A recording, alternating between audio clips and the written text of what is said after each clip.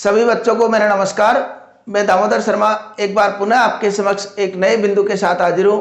आज का जो हमारा विषय रहेगा वह रहेगा उदाहरण अलंकार।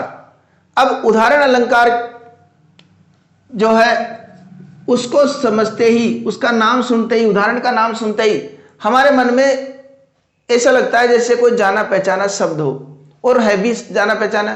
क्यों है?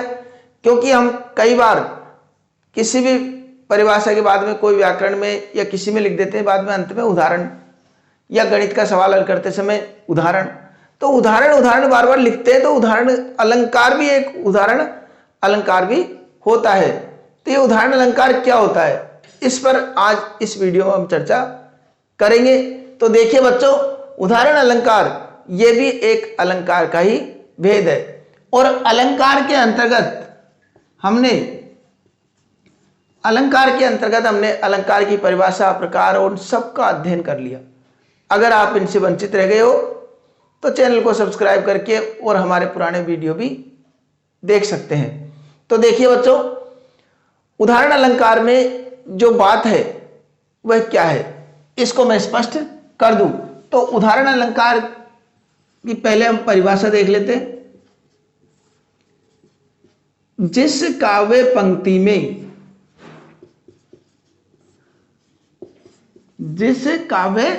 पंक्ति में किसी बात को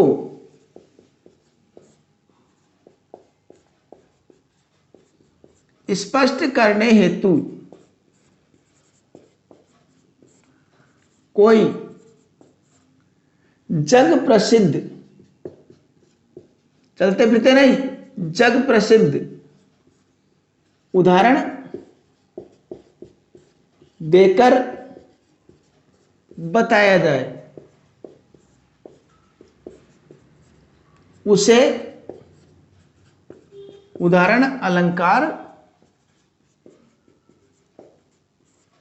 कहते हैं।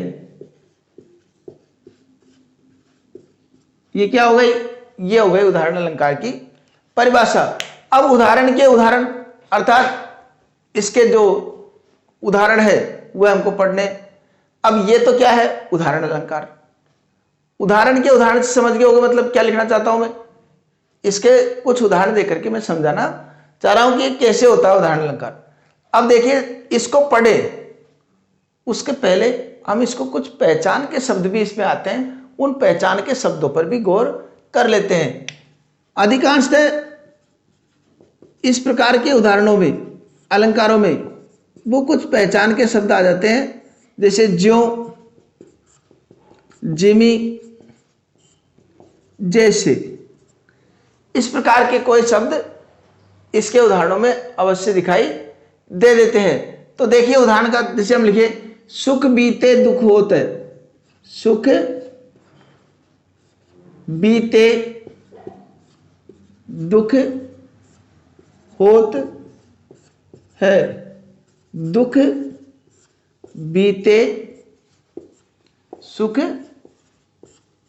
होत। अब इसी को बात को उदाहरण दिया, जैसे दिवस गए निशि होत है। निशिगत दिवस उदोत। अब क्या उदाहरण हुआ? दिवस गए निशि होता है, निशिगत दिवस उदोत। यह हमारे समक्ष एक उदाहरण आ गया।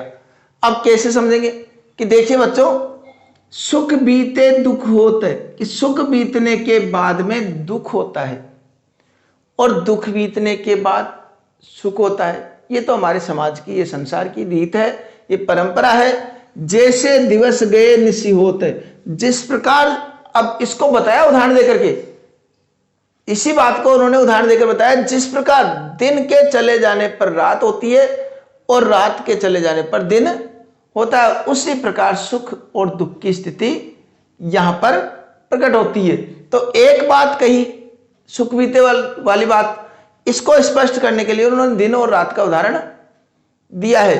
इस प्रकार का एक उदाहरण होता है। अब कारण लिखेंगे, यहां पर कारण में क्या लिखेंगे, यहां पर एक बात को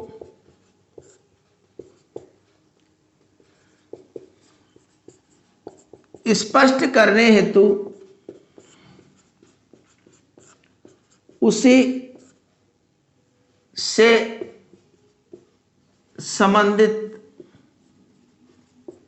कोई दूसरी बात कही गई है। इस कारण यहां पर उदाहरण अलंकार है। कई बार पूछ भी लेते हैं कारण क्या है, उदाहरण अलंकार का कारण क्या है, क्यों है इसमें उदाहरण अलंकार, तो कारण इस प्रकार लिख देंगे। अब यहां पर हम विभिन्न उदाहरणों से इसको समझने का प्रयास करते हैं। तो देखिए बच्चों, एक पहला उदाहरण लेते हैं हम कि स्वर्ग लोक से श्री उतरी, भारत प्रांगण में यही, गंगा जैसे गिरे सिंधु में, सूखे सर में नहीं। अब देखिए एक बात इन्होंने स्पष्ट कही कि स्वर्ग लोक से जो श्री है, लक्ष्मी है, वह भी भारत के प्रांगण में ही यहीं पर उतरी है। क्योंकि जिस प्रकार उदाहरण दिया कि जैसे गंगा जब भी अवतरित होती है तो वह सिंधु में ही गिरती है, सूखे तालाब में नहीं। तो इस बात को स्पष्ट करने के लिए अन्य दूसरी जग प्रसिद्ध उदाहरण इन्होंने दिया। इस कारण कौन सा अलंकार हो गया, उदाहरण अलंकार। दूसरे में देखें, जो रहीम रस होत है उपकारी के संग, ये बात बता दी कि जिस प्रकार रहीमदास जी कहते हैं जिस प्रकार उपकारी के साथ रहने से जो रस होता है, ठीक उसी प्रकार वे रस वैसा ही होता है जैसा बांटन वारे को लगे जो मेहंदी के रंग। जैसे कोई मेहंदी, अगर कोई कार्यक्रम में अगर सबको मेहंदी कोई बांटता है तो निश्चित रूप से उस मेहंदी का रंग भी उसके साथ उसके हाथों में स्वतः ही लग जाता है, उसको मेहंदी लगाने की आवश्यकता नहीं होती है। उसी प्रकार कोई व्यक्ति अगर उपकारी के साथ रहता है, उपकार करने वाले के साथ रहता है, तो उसके गुण स्वतः ही उसके अंदर कुछ आना प्रारंभ हो जाते हैं। तो एक बात को स्पष्ट करने के लिए जग प्रसिद्ध कोई दूसरा उदाहरण दिया गया है, तो इसलिए यहां पर भी उदाहरण अलंकार है। अन्य उदाहरण देखते हैं, सबे सहायक सबल के कौन निबल सहाय, कि इस संसार में सभी व्यक्ति केवल सबल बलवान व्यक्ति की ही सहायता करते हैं, निर्बल की कोई नहीं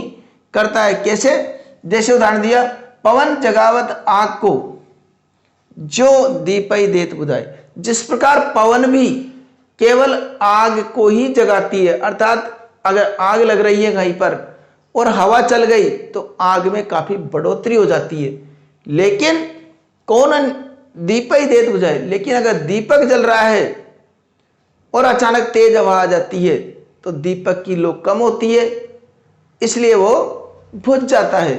इसलिए हवा भी जिस प्रकार केवल आग को जगाती है, दीपक को तो बुझा देती है, उसी प्रकार ये संसार भी सबल व्यक्ति की सहायता करता है, निर्बल की कोई सहायता नहीं करता है।